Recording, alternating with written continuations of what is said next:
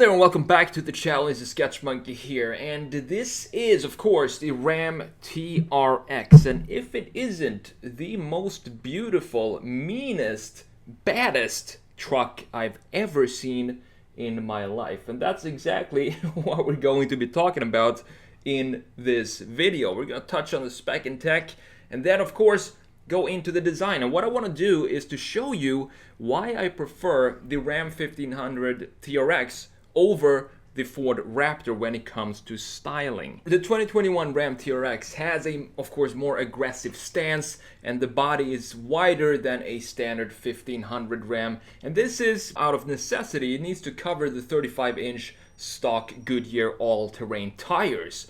The TRX is 8 inches wider than the rest of the Ram 1500 lineup, and the wheels are an inch wider as well, at 9 inches instead of 8. And the entire front axle had to be shifted 20 millimeters forward to accommodate the 35-inch tires that were designed exclusively for the TRX. And these tires are available with 18-inch beadlock ready wheels with accent color matching rings. And this is something that is very similar to the wheels that we've seen previously on the Ford Raptor. Now, what I love about this TRX here is right now I think Ram is the new king when it comes to beautiful looking trucks. I really never thought about trucks as being beautiful, but to me the Ram since 2019 with the new fascia is just a beautiful looking truck, and I want to show you exactly why. I'm not just gonna say it's a beautiful truck. I want to show you the reasoning behind that, and then of course compare it to its main rival, the Ford Raptor, side by side or on top of each other, so I can show you the differences and why I prefer the TRX over the Raptor. Some of the basic specs of the TRX is that it's powered by the 6.2 liter supercharged HEMI V8 that puts out an insane 702 horsepower and 650 pound-feet of torque, and this propels the Ram TRX to a top speed of 118 miles per hour and gives it a 0 to 60 mile per hour time in just 4.5 seconds, 0 to 100 miles per hour in 10.5 seconds, and the quarter mile in just 12.9 seconds at 108 miles per hour. And these are pretty nuts numbers for any full-size vehicle, and specifically a truck. And here it is, the Ram TRX. Isn't it a beautiful looking truck? And that's exactly what I'm going to talk about right now. I want to show you why I prefer this over the Raptor, and it all comes down to some styling features and specifically a few key lines on the truck that makes all the difference compared to the Raptor. So before we do that, I'm going to show you this view right here. The thing with the Raptor and the TRX is that they both have wider fenders. Now, the difference between the two is how they integrated this new design into the truck. And I think the TRX does a better job of integrating these fenders onto the old body of the 1500. Just look at how beautiful this front fender here. It's sculpted in a very smooth way, and of course we have the sharp, very sharp line kind of breaking up the smoothness that we have, for example, down here in this wing that goes out down here. And it has both definition and smoothness at the same time. And of course, I'm a huge fan of chamfers on edges of surfaces, because I think if you add a chamfer on pretty much any surface of the car, edge of the car, it just brings up, it feels like a better quality design. And you have this chamfer that goes all around here, as you can see, which we're gonna take a closer look at when we go into the front view here. So what I'm gonna do, compare the rear, the front, and the side. We're gonna start with the side here, because I think this is what you start with in any car design. You always start with the side view of the car so you get the proportions right, the line work, and all of this. The key difference here, why I prefer the TRX, is very simple. It's because we have one very easily identifiable line that flows around the car. You've heard me say this before, and I know these are trucks, and the thing with trucks is it's not easy to get this line right, because you have such a so many different volumes that are clearly separated in a truck, specifically between the greenhouse and the bed, that it's hard to connect all these elements or these volumes all together with some line flow. But I think that Ram really did a good job here, specifically with the shoulder line, which is a line that you can follow all around the car, and that is of course this line right here. Let's see if I can hit it on the spot right there. So this line is the shoulder line of the truck, and this is a unbroken line, even though it is on a truck, which is a fantastic job by the design team of this Ram. And compare this to the Ford F-150 here, and you can see that we have clearly separated volumes of the F-150 compared to the Ram. So if we try to just put a line in here, you can see that it isn't a straight line anywhere. We have the front fender of the Raptor, which is of course the wider fender, and it goes right here, and it basically goes into this line right here, which is broken by this dip, which is a typical Ford F-150 design feature, which is not a bad feature. It's good industrial design because it allows for more of an angle, a wider angle. If you look down from your viewpoint as a driver, you have a better angle looking down at what's going on right there, because you don't have this part of the door covering that important viewpoint. But for line flow, styling wise, it ruins the line flow of the shoulder line for sure, but it's not a big deal when it comes to trucks. I don't expect to have a bunch of line flow in trucks, which is why I'm so surprised when I saw the TRX having this single line wrapping all around the car, and it made me happy. It's a cool thing to see on a truck. Other than that, it's just a matter of graphics. I prefer the Ram because it has simpler graphics, both in the front and in the rear compared to the Ford. You see, we have a bunch of chamfers here and a bunch of different angles. Same thing here. And if we compare this to the Ram, we have a very, very simple graphic in the rear and also a very simple graphic in the front. And I prefer simplicity almost every single time, unless we talk about Lamborghini, because they are crazy and they are supposed to be crazy. But when it comes to pretty much any other brand, I always prefer a simple line flow, one or two key lines that flows around the car, combined with some sharp lines in combination with smooth surfaces and simple graphics. That is a winning concept that I don't think I've ever seen really fail. So now let's look at the rear before we jump into the most important view, which is the face. So this is where I think these trucks are the most similar, of course, the rear, and that just makes sense because it's a truck. You don't really have a lot of freedom to play around with the rear because it's such a utilitarian piece of the truck that you can't play around with too much. You need to have a lot of functionality that needs to be standard on every truck. But the reason why I prefer the Ram here is just because a simple key line in the styling of the car. It's not a key line when it comes to line flow or anything like that, but it is a key line when it comes to identity of the truck, and that is this line right here, which you can see dips like this and then goes up something like that.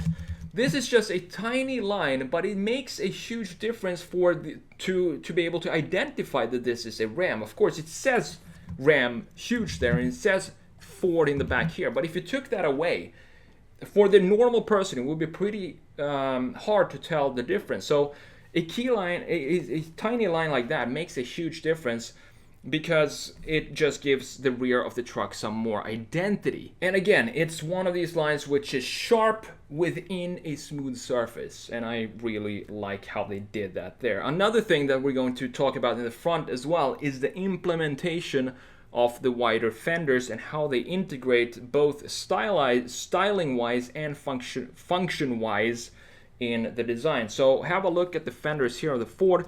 We have a massive chamfer here, which is going to we're going to see that better in the front view.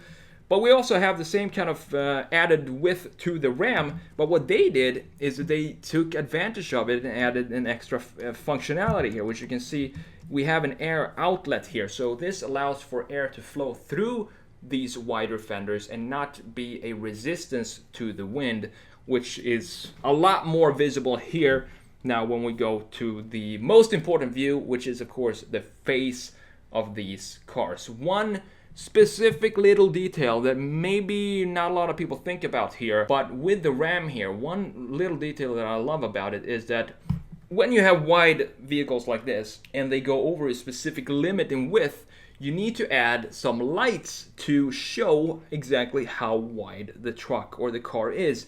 And they've both done it pretty similarly on the outer parts of the truck, which is right here in the fender of the car, and then you have the ones in the center here, for example, on the Ford. But what Ram did here, which I think is so cool, specifically for identification of the Ram brand, and it's something that it would be cool to see in their other trucks as well, even though they might not be as wide as the TRX. It's just a cool design feature. You can see that the lights here, they sit inside the hood scoop. And what's so cool about that is that these lights are going to be way more visible in daytime than the Ford lights, because they sit in the shade, and this is going to add so much to the visual appeal of the front end of the TRX.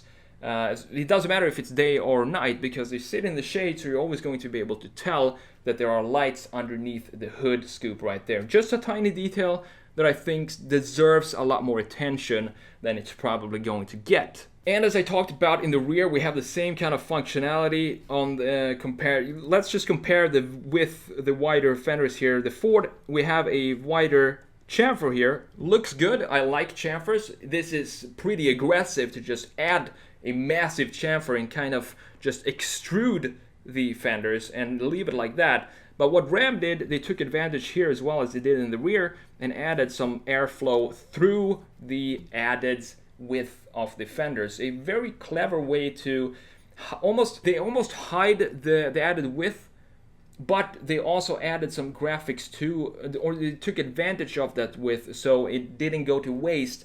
And you can barely tell that it is a wider vehicle just by looking at the graphics, but from the proportions, it's very easy to see.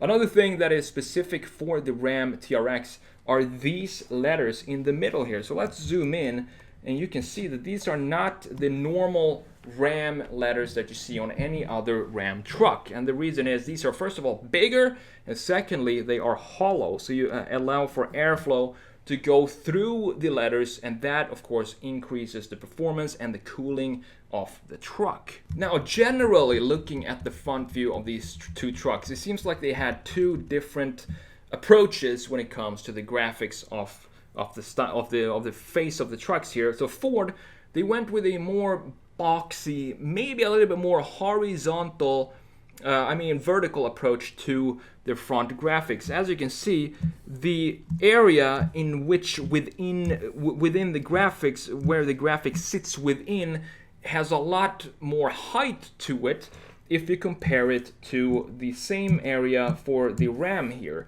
So the Ram worked a little bit more on the horizontal side with the graphics, and what this does visually is these are very close when it comes to the same width of the truck, but the Ram looks visually a lot wider than the Ford, and that is all thanks to the work and to the magic of graphic design. So they really worked well with the graphics here and made it look visually, stretch it out horizontally rather than having too many elements covering too much of a distance vertically. And another thing that I like about this Ram is how they implemented this identifiable Ram little twist to the bottom edge of the grille. If you look at the Raptor, for example, it's a lot more pronounced, these angles here, than it is right here. Personally, I think this looks better, and it suits this more wide graphics of the car, because it looks as if they took a Rebel grille, squeezed it in the both ends of the grille, and just pulled it out so that the angles of this thing right here just went a little bit flatter and it's not as pronounced, and it just suits the front of the car. It looks a lot better, and it almost has an elegant look over it, this front face of the Ram 1500. I don't usually touch on interiors in my videos, but I really want to touch on it here because I think that is one of the biggest differences between these two trucks. I think the Ram is almost, Americans may be a little bit upset by this, but I think they are approaching a European standard when it comes to interior quality. It just feels great to sit inside of a Ram 1500, the later models. Compared to the Ford, it looks a lot better. The design is just more futuristic.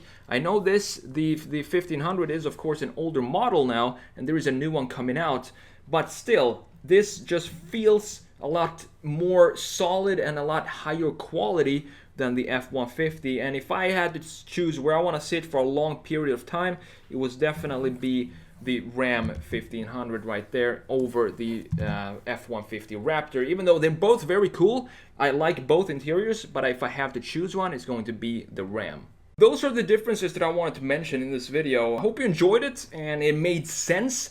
It's my thoughts about the design from the Raptor and analyzing it to the TRX. It's always interesting to do, to see what type of approach the design teams of each brand and each manufacturer kind of had and how they used the design features that makes the Raptor and the 1500 TRX unique, how they implemented those onto the regular 1500 or the F-150 bodies. And I think Ram here wins in that category as well, most specifically because they put these lights inside of the hood scoop.